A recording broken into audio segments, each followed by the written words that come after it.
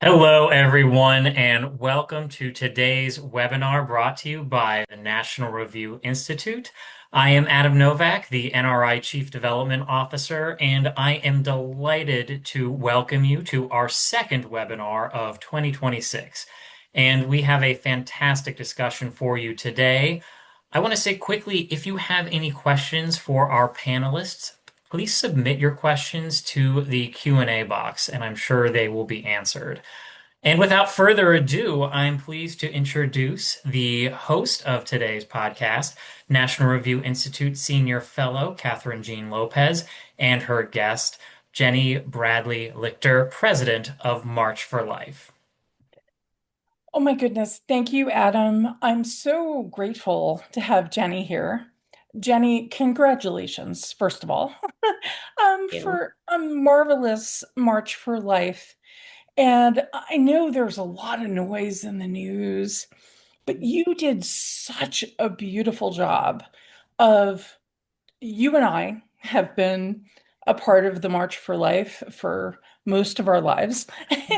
And and you focused everything on the young people, um, on the reason that we march for life.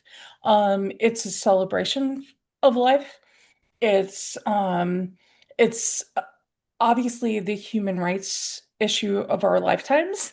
Um, and and also, and we've talked about this, the headlines are about politicians. But the real story of the March for Life is the women who are courageous and and the underappreciated aspects of the pro-life movement, the crisis pregnancy centers, the um, the abortion pill reversals, testimonies that people don't actually appreciate. So yeah, Jenny, just talk a little bit about your experience of the March for Life. And thank you. Thanks, Catherine. Thanks for having me. This is really a pleasure. It's one of my first opportunities to sort of reminisce about the March for Life that occurred just a few days ago on Friday. So I'm very happy to do that. A few things in response to what you just shared. First of all, I have been attending the march since I was 18 years old, and it is funny to be, I'm well old enough now that I have indeed been attending the march for over half of my life, as you said, for most of our lifetimes. So I consider myself Taking the bus from Notre Dame. taking the bus from Notre Yeah. Dame, like so many kids still, still do from their colleges or their high schools. So I am now in the veteran marcher category, but one of the most remarkable things about the march truly is its youthfulness. And although I am far from 18, every year there's a new crop of 18-year-olds who come to the march and they are what give the March for Life its incredible electrifying energy, right? They Right. are a gift to those of us who have been doing this for a while. They are the future of the movement. Of course, they're the hands and feet of this frontline work taking care of moms. So you're exactly right, Catherine. One of the core messages that my team and I wanted to convey this year and that I talked about from the stage as I emceed the march this year was to just say directly to the marchers and especially the young people, look, the March for Life is blessed every year to have some of the most powerful people in the world on our stage. And we have really inspiring testimonial speakers who have incredible stories of personal courage and love and dedication to tell. But the story of the March for Life is the story of the marchers and the people who come year after year. That's where the momentum comes from in the pro-life movement. Those are the people who took down Roe versus Wade with their years of prayers and dedication and peaceful protest in the best American tradition. And those are the people that are on the front lines serving moms every day and helping mothers confidently choose life. So that's a really crucial part of the March for Life story. And it's true that the headlines year over year are typically about the speakers. But the story, as I never tire of saying to the media as well, is really the marchers themselves. So this year we had an incredibly big and motivated crowd, even with a winter storm moving into DC, that Right. probably kept some people from being able to get home in a timely way. But the marchers weren't deterred. So it was just a beautiful, really beautiful day, really marked by love and compassion, as you said. And part of the story that we wanted to tell with this year's march was exactly as you mentioned. The testimonials that we put on the stage were a pregnancy resource center director and a mom who reversed her chemical abortion after she started a chemical abortion under immense pressure from the baby's father, who just really kind of emotionally beat her down by saying over and over, another baby from another dad, like that doesn't look good on you. No one's ever going to take you seriously again. Like your life is over. There's no future for you and your family if you have this baby. And she eventually acquiesced and started a chemical abortion and immediately regretted it.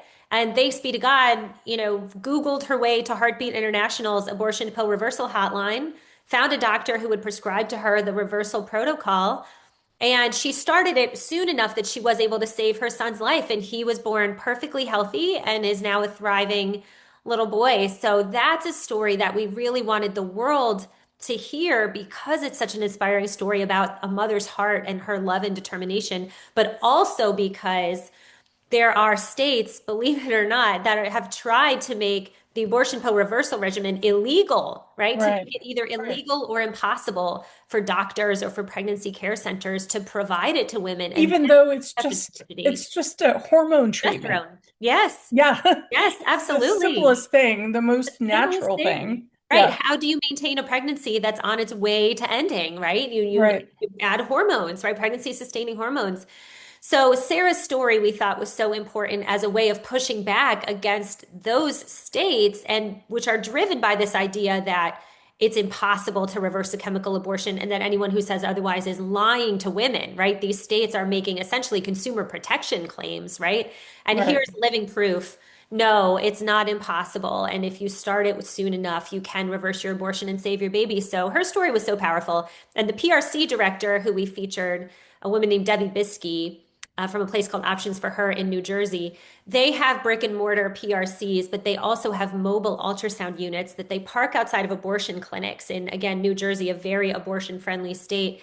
And they Right. have saved over 3,500 little lives through these mobile units where what they're doing is just inviting women to come and see their baby on ultrasound and hear the baby's heartbeat before they move forward with an abortion.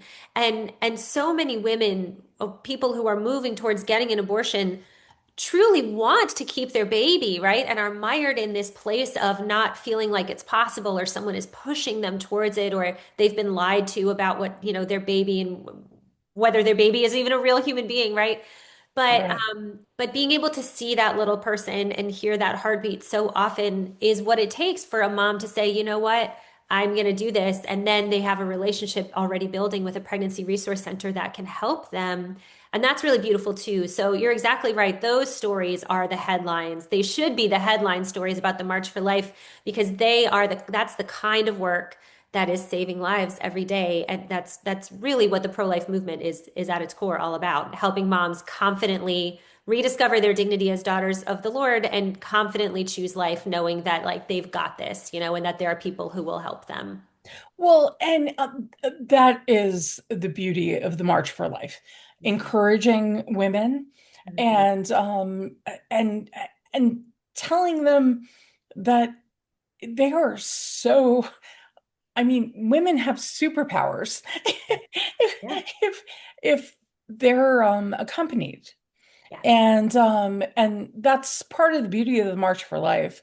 And thank you um for for um for being a part of it, for leading it, for telling women, yeah, you're not alone. I mean, we are friends with the Sisters of Life, and Cardinal O'Connor decades ago said, if you are a woman who is pregnant and in need of help, come Mhm. to the Catholic Church, come to the pro-life movement. And Mhm. that's exactly what the March for Life is about. It's not about politics. Yes, you have politicians, but it's really about challenging people to actually walk with people, Mhm. and especially, and I talk about this all the time. If you're a pro-life person, people think that, okay, we're judging you. if you're in a situation that's not perfect, Mhm. No, no, actually, we want to walk with you. Mhm. And that's what the March for Life is about. And that's what the testimonies are about. And that's why it's so beautiful to see all the young people every year, like you were saying, and Jenny. Yeah, new faces, but uh, a newfound appreciation that yeah, okay, life happens, and and uh and we're grateful for life. And also, so many of the young people, like Students for Life has, the pro-life generation signs, and because young people appreciate it's not a given that their lives would happen, right? Mhm. Because abortion has been a reality. Mhm. Mhm. Yeah.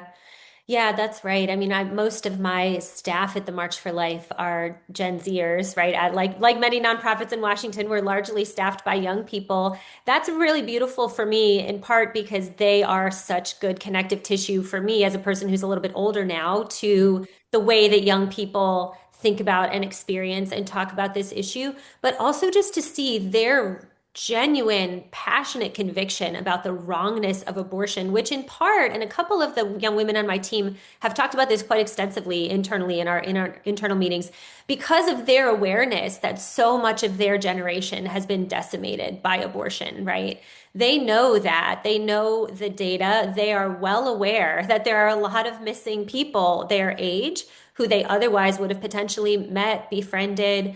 They all have friends who have, everyone has a personal story about someone they know who has been touched by abortion in some way, directly or indirectly. And that it's really, for me, just been very powerful again to kind of see their earnest conviction and the way that their generation is experiencing this. And it also has been very encouraging and affirming to see, even just in the past, maybe 7 or 8 months ago now, we saw polling coming out from Gallup over last summer showing that Gen Z was starting to swing back towards the pro-life cause and the pro-life mission.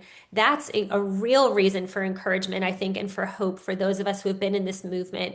Gen Z self-identification as pro-life swung way up, I think 8 percentage points in just a couple of years. That's huge because that's, are you willing to call yourself pro-life? Like, are you willing to say it out loud? Not just, is this something you believe or, but like, would you say you are pro-life, right? And that number has gone up, up, up. Gen Z's support for abortion on demand all throughout pregnancy has plummeted in the last few years. And that's a story that we don't often read about in the news, right? Where the news, the mainstream media, if you will, delights in telling stories about the pro-life movement being in disarray or not sure where to go or what to do after Dobbs and this sort of thing. But the real story of the pro-life cause is that it's deeply rooted in the heart of every human person, right? Our theme this year was life as a gift because of my team's conviction that that is a core truth that still moves people, even in a politically divided and divisive culture. We all know that babies are a gift and family life is a good thing. And Gen Z in particular is sort of rising up and actively looking for bold truth telling on this issue and related issues. And they're looking for people to affirm that their desire for babies and for family life and for marriage is good, right? And those kind of core desires and convictions that today's young people are willing to sort of speak out loud and pursue and prioritize. The pro-life movement has been saying and offering and doing those things, of course, for many years. So we're in a moment where, I think we're sort of like, we're here and we're ready, like we also believe that human life is a good thing and that maybe the culture has been lying to you about what constitutes human flourishing and all of this. So it's a really exciting moment for the pro-life cause, I think, because of the orientation of this particular crop of young people. And I also will just say this past year, we don't have, it's very hard. We don't take attendance at the National March for Life. Of course, everyone who's been there knows, right? It's meant to be a pretty low barrier event, other than the security that comes with having a VVIP attend. But you don't have to register to attend. It's always going to be free to come, right? It's meant to be something where you roll off your bus or hop off the metro and you just kind of come. So we don't have really good numbers, but all the available data points that we do have suggest that this year our attendance was through the roof, even bigger than we've had in past years, and even despite the winter storm, as I said earlier. And that's consistent with what we saw at our state marches this fall, where we set attendance records at a handful of our state marches for life in state capitals across the country. And again, those were big groups of high school and college students. So all that's just to say, really exciting moment in the movement and for the cause of life. And I do, this is the post-Roe generation, and I think they're taking that seriously. And that, we are going to see an end to abortion in this country thanks to the passion and the dedication and the faithfulness of these young people who filled the National Mall a few days ago. It's incredibly inspiring for those of us who are not so young anymore. Well, you're younger than I am. Um, but one of the things I find so inspiring about the March for Life every year is there are girls from Wellesley. Hmm. Georgetown has, which is not considered necessarily conservative Hmm. college. Georgetown has a great pro-life group.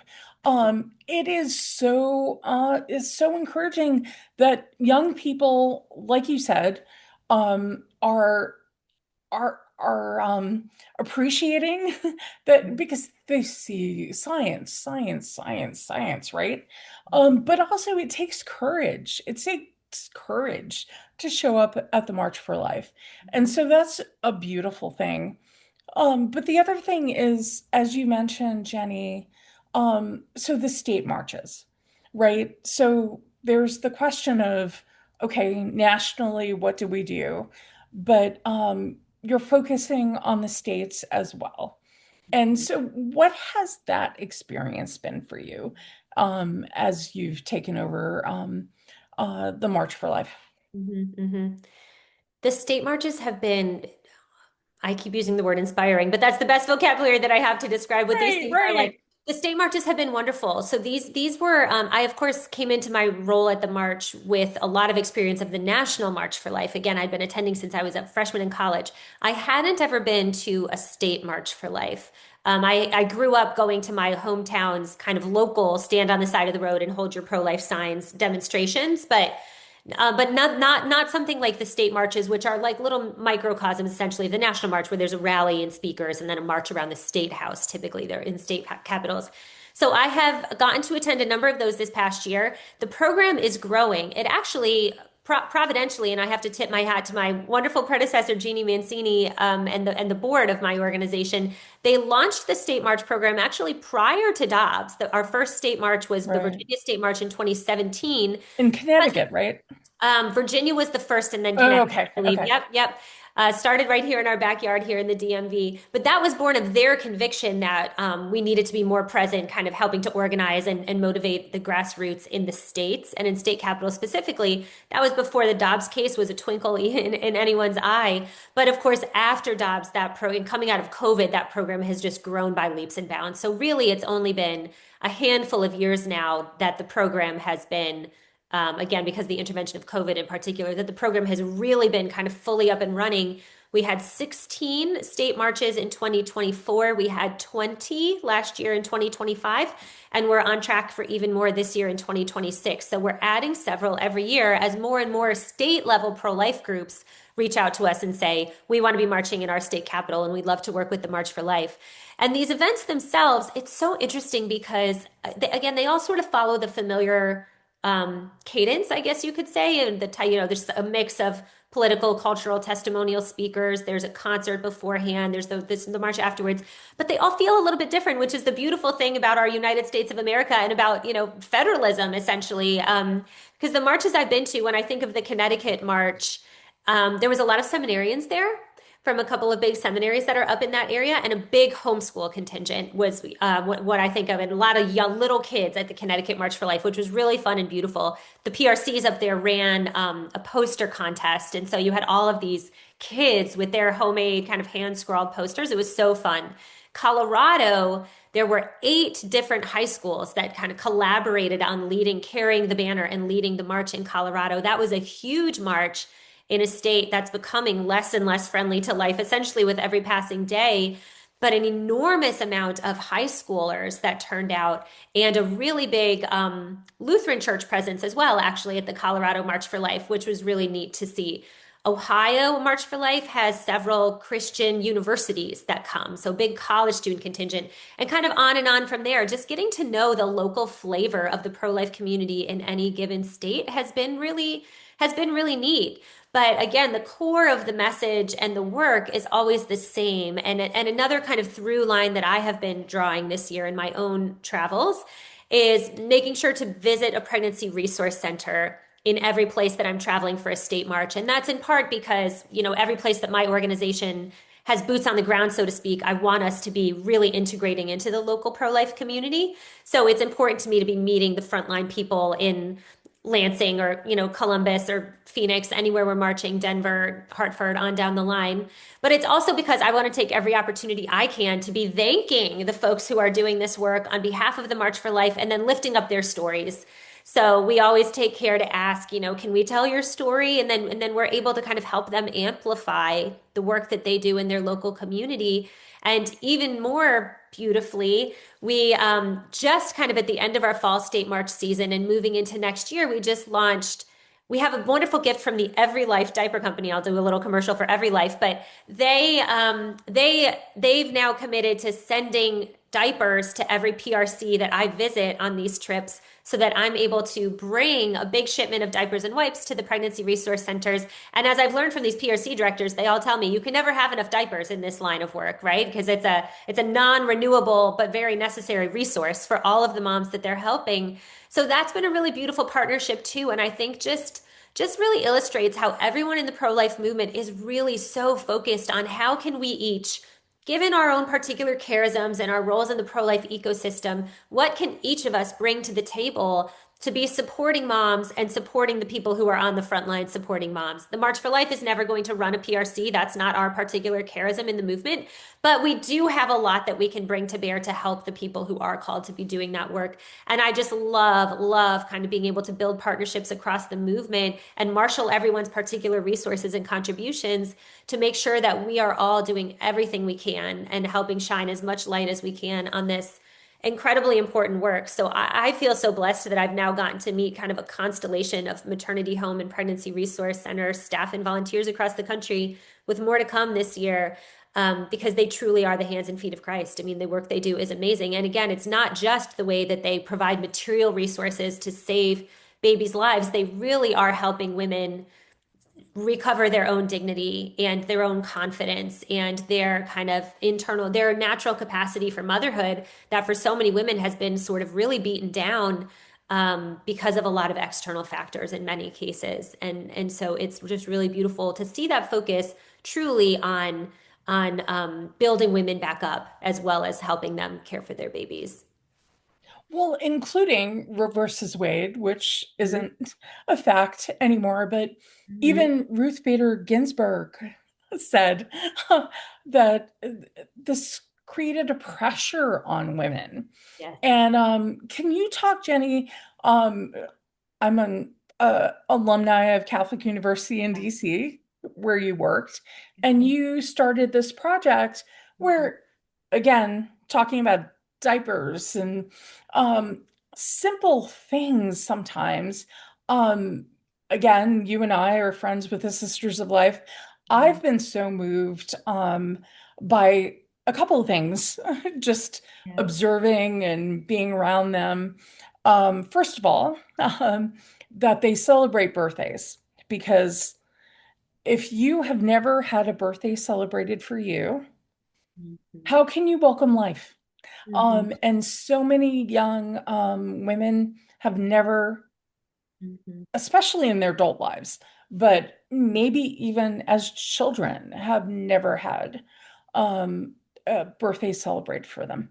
But then the other thing is, it has been so beautiful for me to see, just, yeah, they just keep coming back. It's fellowship, it's diapers, it's wipes, it's food.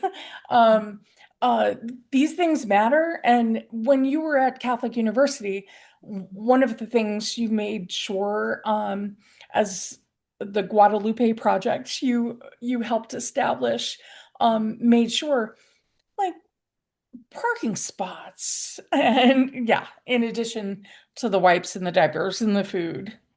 Yes. Yeah, that's right. So prior to leading the march, I spent several years as the deputy general counsel at Catholic University here in Washington. So my real job, I guess you could say, at the university was I was practicing law there on behalf of the university.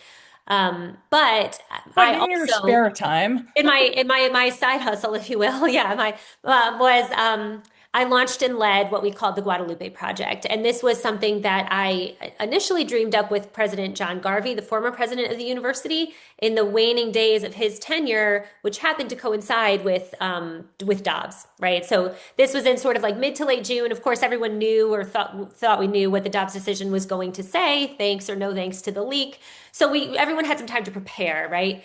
And we did some thinking at the university about how we should, as a university, meet the moment. And thanks for asking, Catherine. I'll take just a few minutes to talk about this in hopes that it might sort of spark some ideas for anyone else who is an institutional leader or affiliated with a place that might want to do something similar. and especially a faith-based institution, Exactly. because Exactly. yeah, I'll say this. Yeah.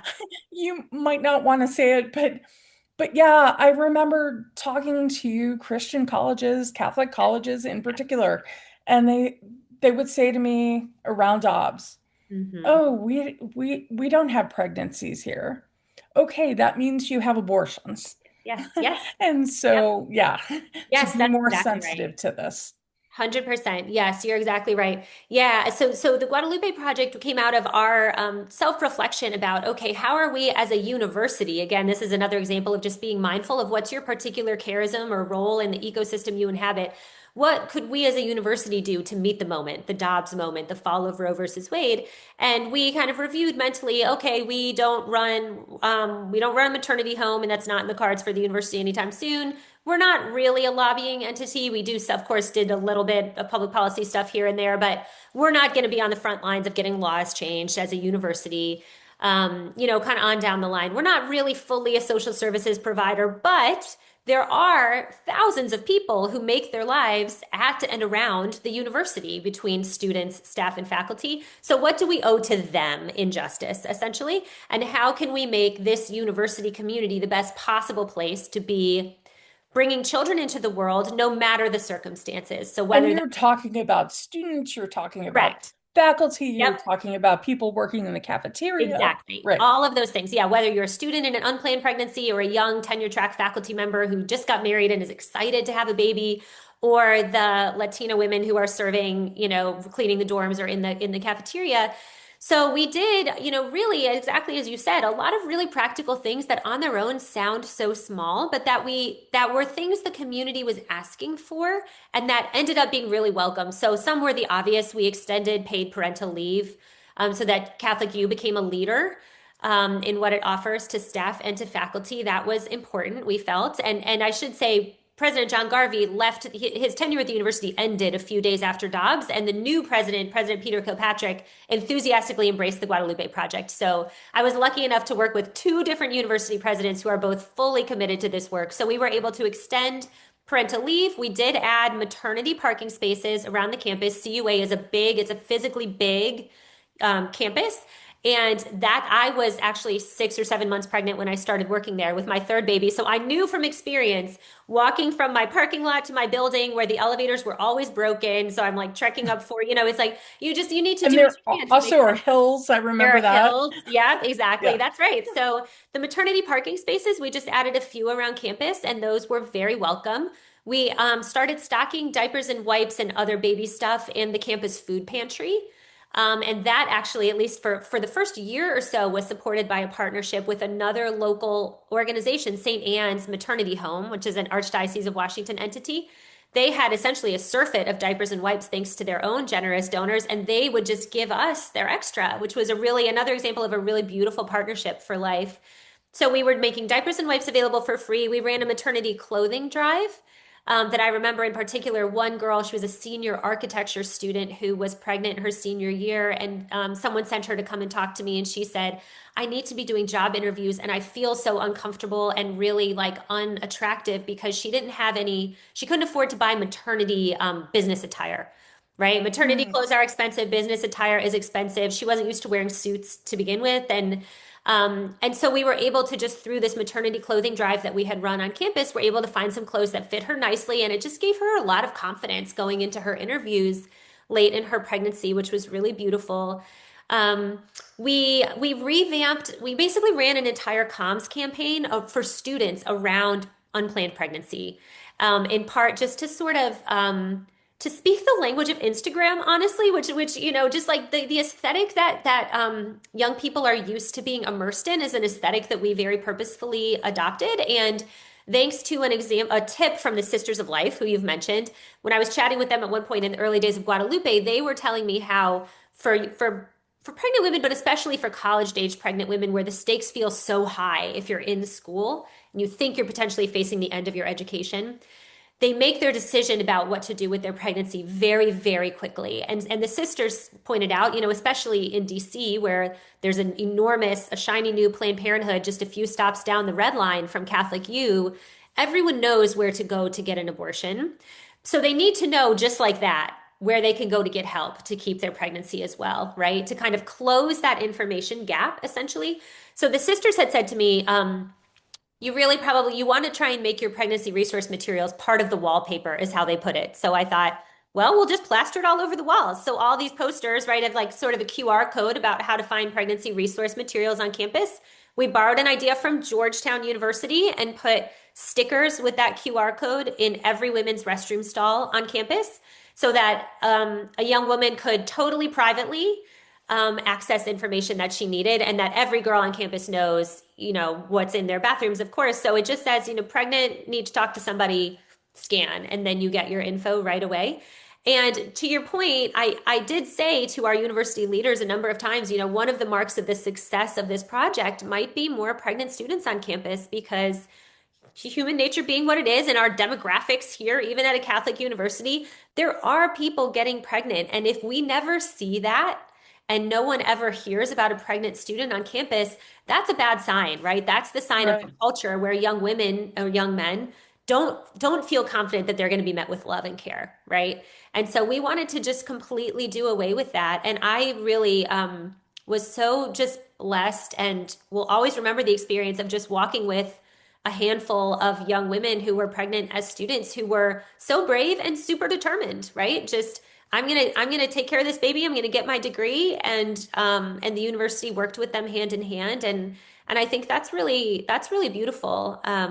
So that's again called the Guadalupe Project, and there's a lot of info about it on Catholic U's website. We did have a couple of other Catholic universities reach out to us kind of once we launched it to say, you know what, we'd like to think about doing something similar, kind of like a similarly broad ranging kind of community wide attempt at, again, building a community where pregnant and parenting moms, in particular moms and dads, are lifted up, celebrated, not just supported, but also celebrated. We were sending gift boxes to every member of the faculty and staff who had a baby with a handwritten note that said, welcome. We're so happy for you as you grow your family. The university community is with you. And people loved that. I mean, everyone loves getting presents, but I think, but that sense that like, wow, my family is being seen. And this really is a place that takes great delight in new life was a Right. really powerful way to kind of build the community too. Yeah, and to communicate, and this is what part of the March for Life is, to communicate life is a gift. Life Hmm. is a gift. And so even if it's complicated, even because it's always complicated, right? Hmm. Yep. Yes. Even if it's not how one would plan, yeah, we actually do really embrace life. Hmm. And that's one of the great gifts of the March for Life and why I know you said yes to this job, right? Yeah. Which isn't an easy job because you're balancing, yeah, right.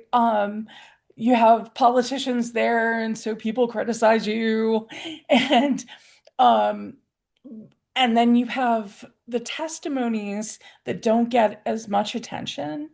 Mhm. But you know how important it is. You Mhm. know how important it is because we need to communicate as a pro-life movement that, yeah, we actually love you, what, however it happens. Mhm. And we're probably saying too much to the men. But even at the Dominican House of Studies, in the bathrooms, you've seen them, the post-abortion healing Mhm. little notices. Because as John Paul II talked about, we love you. If you had an abortion, we love you. We understand life is complicated and the pressures are so great. Mhm. And yeah, so I always think about actually the Catholic University restroom stalls when when I'm traveling, and you see the sex trafficking notices as well, because it's just yeah, women are so vulnerable. Um, yeah, yeah. And so, why did you say yes to the job? Mm.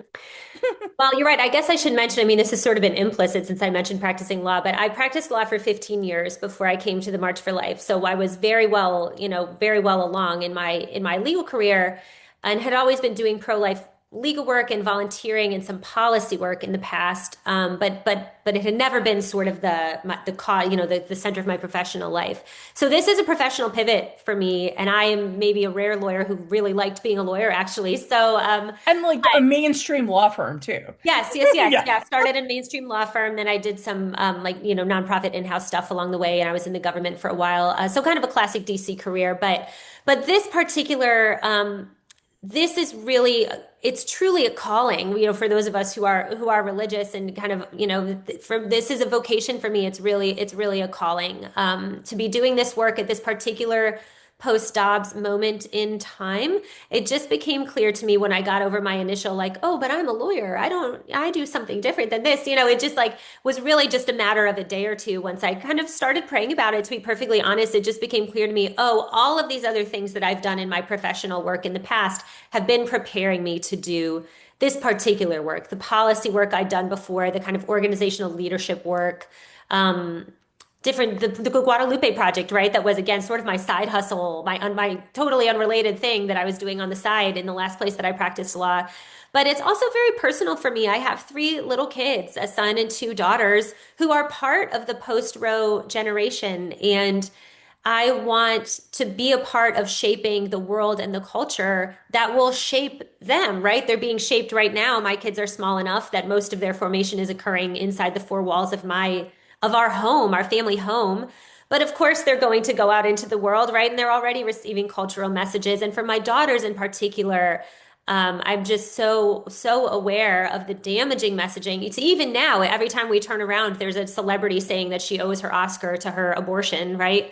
Or that her friends with kids look like they're in hell. I mean, these are still the sorts of things that famous people say and then that get plastered all over the internet. It's this really impoverished view of human flourishing, especially for women, and this sense that having children, that one's own children are the enemies of your flourishing, right? That having a baby or having a baby at the quote unquote the wrong time or quote unquote too early will prevent you from ever really being happy or, getting an education or whatever the story is in someone's particular circumstances. That is so deeply damaging and is also not true, right? So we have the benefit of the truth is really on our side in all sorts of elements of the abortion debate, whether it's about fetal development or, the nature of rights and these sorts of things. But in this particular case, there's a whole generation of kids, including my kids, who are going to grow up in a culture where there's currently some question mark, question mark, question mark about what the post-Dobbs world is going to look like and what the dominant messaging and our law and our policy is going to look like. So when an opportunity came up for me to be a part of telling that story and shaping that story through this iconic pro-life organization that has shaped my own pro-life mission so deeply for the last several decades, that I couldn't say anything but yes. And God bless my husband who was willing to really adopt this as his vocation indirectly as well. And that's how we've talked about this work with our And make a kids too. sacrifice. Oh, Make a absolutely. sacrifice. Yeah, very much so. Because, yeah, even though you might have a message from the president and have the vice president, you're not like, yeah, you're not the institution that people probably think you are, monetarily. And All the so it mighty. really is a sacrifice. Yeah. Yes, yes. Yes, that's right. Yeah. Yeah. And thanks be to God for the Knights of Columbus, who Mhm. have been a supporter of the March for Life for so long. Mhm. Um, but yeah, no, it's a reality. It's an expensive venture, Yes. and so thank you for taking that on. And so your older children, what was their feedback? Because you had them at the march. Yeah. So my kids are 12, almost 10, and 4 years old. So sixth grade, fourth grade, and 4 years old for anyone who spends a lot of time around children. That'll help situate them. So my kids, because we live here, just outside DC, they've grown up going to the March for Life. So when I took this job, they knew exactly what it was. They love the march. And that was so it was really fun just to be able to tell them like we are going to be in charge of the way I simplify it for them, right? We're going to be in charge of the March for Life now is kind of how they think about it. Um, it's been really they love it. They love it. And so it's super special for them to be able to be backstage with me. It's a different vantage point on this event that they again have been attending and been a part of for many years. But last year and this year, I briefly bring them out on stage with me so that they can get a sense of what it is that I'm doing when I'm away from them sometimes, or really focusing on my work, so that they can kind of see, oh my goodness, here's how many people are here and how excited everyone is, and what a special thing this is that our family has the great privilege and blessing to get to be a part of. So that's been really beautiful. And we pray as a family every day for moms and their babies, and they pray for the March for Life. They pray with their classes at school for the march. So they truly, we talk about this as our family's calling, and my kids really are very much part of the calling. I think they, in a very sweet and earnest way, understand that the March for Life is part of their own calling. I don't think they'd use that word, but they know that's like very special for them, and that they have a particular job to kind of pray for the march and that sort of thing. Well, and I hope you don't mind me saying this. Yeah. That's how you were raised. Yeah. Jerry Yeah. Bradley, Yeah. your We're dad. yeah. Yeah, your family has been so immersed in this vocation. Yes. And it's a reminder, I think, again, that ending abortion isn't obviously politics isn't necessarily evil, right? Like we have to have politics, Hmm. but it's really about family. Hmm. It's really about having people have an appreciation from the earliest days that Hmm. life is a gift and birthdays and all the things, Hmm. right? And that's how you were raised. That's why you're where you are today, right? Yes. Yeah, yes, that's exactly right. Yeah, Catherine knows my parents and has for a long time. Yes, my father just Yeah, retired about a year ago. Jerry's been writing for us for a long time, National Review. He has been writing for National Review and reading National Review for many, many years. So yes, he is still a legal strategist. He was a law professor at Notre Dame for many years and a legal strategist who has been part of the pro-life movement and the pro-life legal movement, especially for decades. My dad, as he tells his own story, and again, he's now retired from teaching. So he went to law school many years ago, but he decided to go to law school. He had been in a graduate program for history. He decided to go to law school in the wake of Roe versus Wade, very specifically because he saw this terrible wrong, right? But a legal and constitutional error, as well as, of course, like an error according to the natural law and his faith.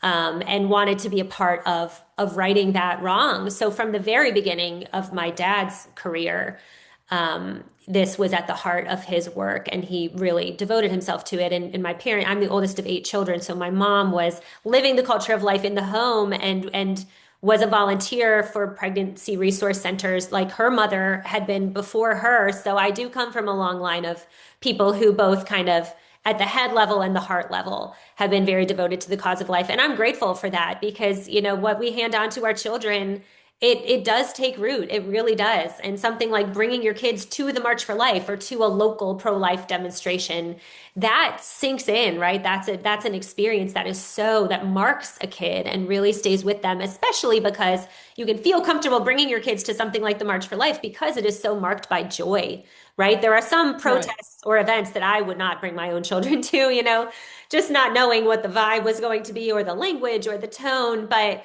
my team and I often we reflect together quite a bit on the longevity of the March for Life, which is again this just beautiful tradition for which we are just the temporary caretakers, right? But the March for Life is bigger than me or us or anyone who's on my staff right now or even anyone on my board currently, right? Started over 50 years ago by Nellie Gray, who led the march until the day she passed. Jeannie Mancini, my immediate predecessor, was the second president of the march, and she led it for over a decade. And I'm only the third leader in over 50 years of history. So this beautiful, proud, women-led tradition.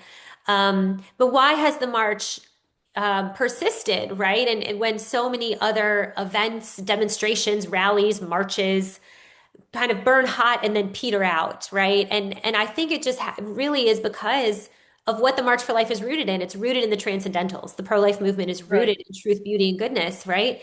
Other marches, we all probably have a handful in mind, are rooted in anger. They can't last because we can't continue to live in the register of anger indefinitely. It's not natural for human beings. It's not healthy. It's not of God for the most part, right? You can make a small exemption for sort of like righteous anger, right? Like Christ in the temple. But for the most part, it's not of God and it's just not sustainable. It's not sustainable. Whereas the things on which the March for Life and the pro-life movement are built, truth, beauty, and goodness, the joy of life, and knowing that Christ has won the ultimate victory over death. And those things are sustainable. They do last. Those are things of God. And as several people have pointed out to me, even just in the last week or so, this is a human rights event at which every person there is marching not for their own rights, but on behalf of someone else's rights, which also is unusual, sort of in the panoply of marches, protests, right? This sort of thing. So that I think is what has given the March for Life so much staying power over so many years. Just the incredible, um, deeply rooted kind of foundational nature of what it's about and what it's built on, and the fact that it is an event. The face of the pro-life movement is the face of the overspilling joy of the gift of life, right? Fighting abortion is serious business. There's no doubt about that. But we can go about it, and we do go about it with a great deal of peace and confidence, knowing that we're fighting for a truly righteous cause, and this natural joy that's so on display at the March for Life that really is just the overspilling of the joy of the Lord and the joy of the gospel of bowl of life. So all that's to say, very kid friendly, and really like an indelible experience for children, like my own at similar events in my hometown when I was young. Well, I've definitely in the last couple of days heard people say, well, kids like to get off from school, and so that's why they're there. But if you, like the two of us, have been to the Vigil Mass at Yeah, the Basilica, or the Life Fest that the Sisters of Life do now, yeah. or the morning prayer, and there are it's kind of like going to Rome. And Mhm. during the days around the March for Life, you can trip over masses. Mhm. And it's not a Catholic event, obviously, but there are a lot of Catholics who are there. Yeah. And so if it's not a Catholic mass, it's a prayer vigil. It's so rooted in prayer. Yes. And so both the kind of giving kids an entree into, you know, important things happen in Washington. Hmm. Um, the civics aspect of it, Yeah. but also the like, actually, if you pray about this is the most important part, actually. Yes. And that and also just can you talk about the experience? I've only done it once, being on stage, Mm. seeing that crowd. Yeah. Um, and you know, I I made some comments about the politics, and I want politicians actually to see that crowd, actually, Yes, yes, because yes. it is so inspiring, so Yeah. encouraging, like you were saying, Yeah. inspiring. It's so encouraging, and it's a reminder that this is about so much more than us, Yes. so much more than we can appreciate. Yeah. Yeah, I mean, I have, I'm lucky to have the best vantage point, I think, of anybody there, kind of being up on that stage quite a bit. I'm seeing the event. It's truly people as far, like in the most literal sense possible, as far as the eye could see, right? You So even on cannot the main see stage, the end of the you crowd. cannot Yes. see the end of the crowd. I'm looking down the mall towards the Washington Monument. The mall undulates a little bit, but really, as far as your eye can pick up, there's people. And this year, a year like this year, where the vice president attends, there is a security perimeter that's set up by Secret Service. So the inside of the security perimeter is like packed to the gills. And then even outside the security perimeter. So in other words, you're not just looking at people filling the mall in front of you. All the sides of the security perimeter, kind of all up and down the tree-lined panels of the National Mall, are also just full of people. And then the street itself, which is going to turn into the marching part, there are people who just kind of stage in the street and never even try to kind of come into the rally part, because if you're carrying a sign on a stick, Secret Service doesn't let you through. So I think some people, they just kind of hang out in the street from the beginning. So really, from your peripheral vision all the way forward, it's people as far as the eye can see, like pretty well packed in. So it's a truly impressive thing to see. And I do think I won't purport to speak for the vice president, but what I sensed last year when he came to the March for Life last year in 2025, he is his first public event after the inauguration, so he was brand new in his role of vice president. He walked out on the stage, got a very warm reception, gave a beautiful, kind of really heartfelt speech last year, and was also moved to say something that was not in his scripted remarks, which was like, "Wow, I'll be back," right? And I took that to be his genuine reaction to what he was seeing, experiencing, feeling, which was, "This is awesome," right? And there's something here that I think even for politicians who are often standing in front of crowds, I suspect it's a different feel than your standard political rally. Again, because of the youthfulness, because of the joyfulness. Um, it's just a different, there's nothing like the March for Life. That sounds like hyperbole, but I truly can't think of any comparators. There just aren't any, both in terms of its size, its persistence over such a long period of time, the particular demographics of the crowd, how far people come during the winter, no less, to be a part of it. It's really unique. And so that is, as my predecessor, the founder of the March, Nellie Gray, used to talk about, it's a potential moment for conversion. It's an opportunity Right. for conversion for anyone who stands on the stage and is enveloped by this crowd that's incredibly on fire for life. And so that's a beautiful part of the overall March for Life experience too, I think. Well, and also I thought it was notable that the vice president was responding to the crowd Yes. with criticisms, and which is a reminder that the March for Life is a conscience, I think, Yes, yes, for yeah, politicians. And I remember being at the White House with Nellie Gray. George W. Bush had a yeah, reception. And, over the years, I think some politicians have thought, or some presidents have thought, all right, we don't want to make be a security nightmare, and yes, I don't know all the things that went into the decisions, but he had such a warm welcome for her, and she just speaking of sacrifices, yeah, yeah, yeah, no, she wasn't doing this for show. Most people don't know who Nellie Gray is, yeah, right? yeah, But she just had it on her heart, like you were saying, yeah. that this is so important. And yeah, so Jenny, Yes. what is the most important challenge right now, as the head of the March for Life, and looking at all these issues, and Mhm. yeah, yeah, what's the most important Yeah. challenge that you maybe want to raise to people? Sure. I guess I would say two things that are related but different. One is just continuing to close the information gap so that women who are looking for support, women for whom support would make a difference in their decision whether to keep their baby, know where to find it, right? So there is an incredible constellation of pregnancy support across the country, but for whatever reason, too often it's easier to find your local abortion clinic or order pills on the internet than it is to find a pregnancy resource center. So we need to continue to close that information gap. In other words, not only to make resources available, but to make sure women know where they're available. That's important because about 70% of post-abortive women say that they would have chosen life if they had more financial or emotional support.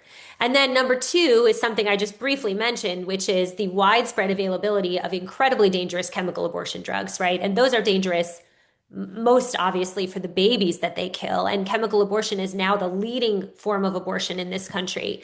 But it's And also, even if you're in a state where yes, abortion is illegal, it's correct. super easy. It can be supervented by getting, Yeah, ordering pills on the internet right, because they're so easily available now. After the Biden administration dismantled it's called the REMS, but essentially the access parameters around the drug, you can order them on the internet. You don't even have to show your face to a doctor, which is how we end up hearing these stories about men, abusive and irresponsible men who have obtained abortion pills, right? Just ordered them on right, the right. internet and then forced them onto their unsuspecting girlfriends, right, in order to forcefully end a pregnancy that they don't want to have to be responsible for, right, even if the mother wants to keep the baby.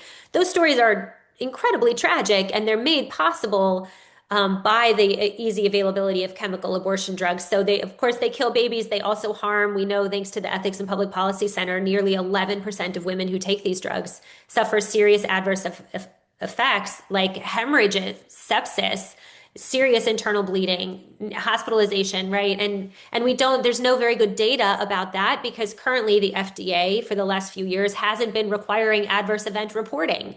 So this is a really, really dangerous situation, and the entire pro-life movement is united around this policy goal of reintroducing some restrictions around the pill and ultimately seeing it pulled from the market entirely.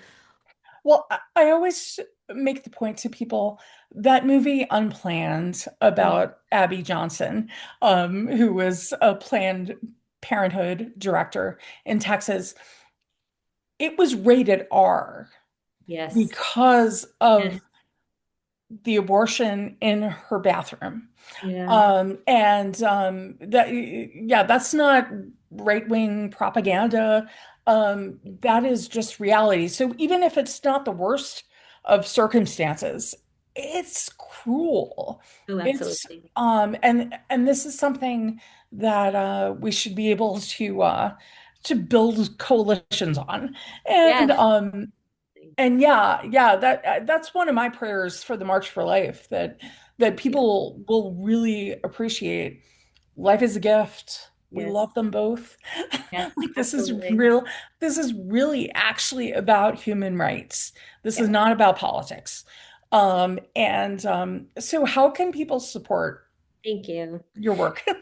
Thanks for asking. Yeah, I appreciate this. As you said earlier, Catherine, this has been one of the things that I have learned as, again, a longtime attendee for the march who never gave a second thought to the cost because for attendees it's free, right? So Right, no, right. you're never you're kind of totally shielded from ever thinking about what all of this costs. But what we're doing is essentially erecting the equivalent of an arena in the middle of the National Mall, right? With the necessary AV and this enormous stage to kind of pump this event out to all of these tens of thousands of people.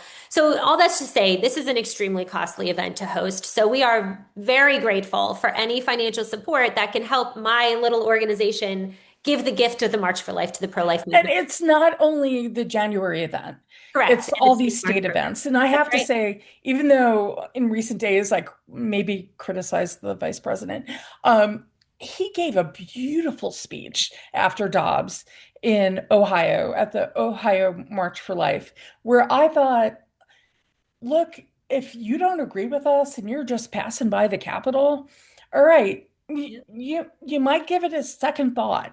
Yeah. those state marches are really important. So it's, Very yeah, it's not just this one-off every, Yes, that's exactly right. We every are busy January.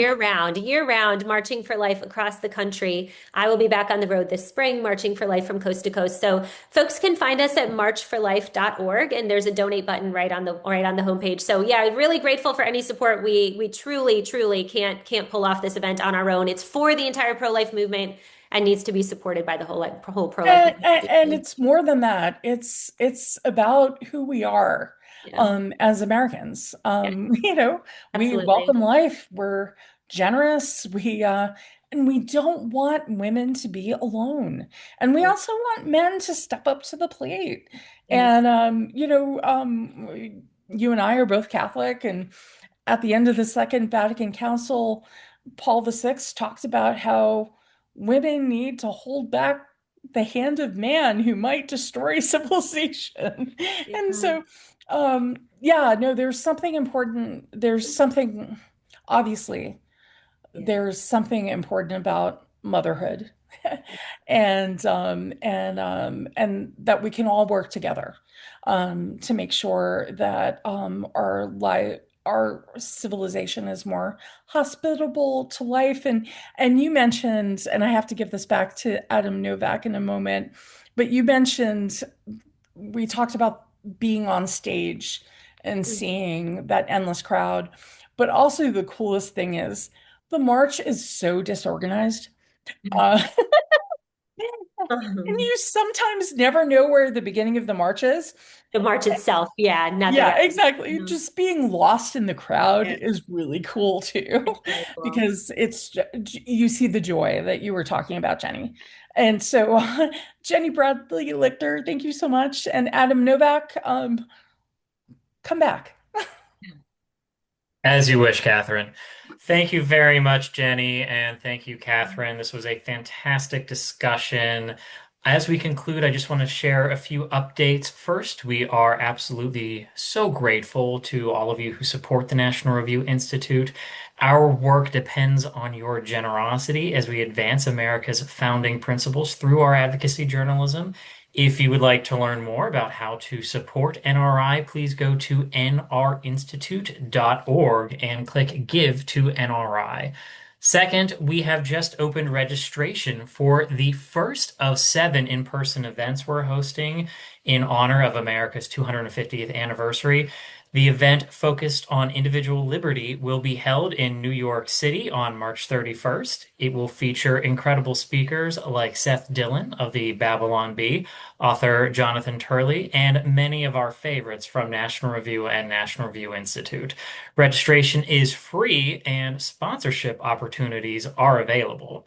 If you have any questions or want to raise your hand to attend an event, the best way to reach us is events@nrinstitute.org. And if you work with a gift officer regularly, please feel free to reach out to them. Thank you all so much, and we're happy to have you with us, and we look forward to seeing you next time. And subscribe to National Review if you don't. Oh, yeah, and subscribe. Thank you. Thank you, Jenny. Thank you, Adam. God bless you all.